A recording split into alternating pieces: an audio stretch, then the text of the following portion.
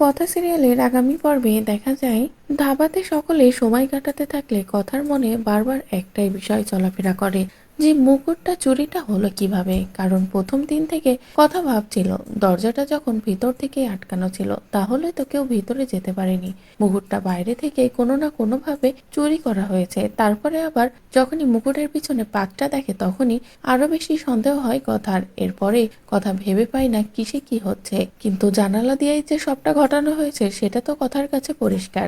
এদিকে কথা তো বারবার ঠাকুরের সামনে এটাই বলছে যে কিভাবে চুরিটা করা হয়েছিল, আসল রহস্যটা কি আমাকে তুমি দেখিয়ে দাও, আমি তো কিছুই বুঝতে পারছি না। তারপরে হঠাৎই যখন কথার চোখে ম্যাগনেট পড়ে তখনই কথা ওটা হাতে নেয়, হাতে নিয়ে পরীক্ষা করলে তখনই সেখানে অগ্নি আসে আর বলে ম্যাগনেটের এসবের সাথে কিসের সম্পর্ক।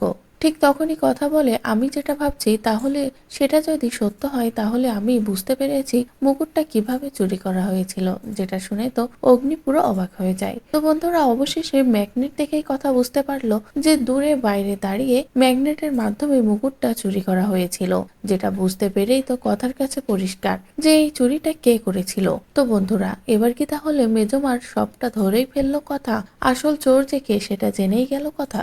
আপনাদের ঠিক কি মনে হচ্ছে তা অবশ্যই কমেন্ট করে জানিয়ে দিন। পরবর্তী আপডেট পেতে চ্যানেলটি সাবস্ক্রাইব করুন।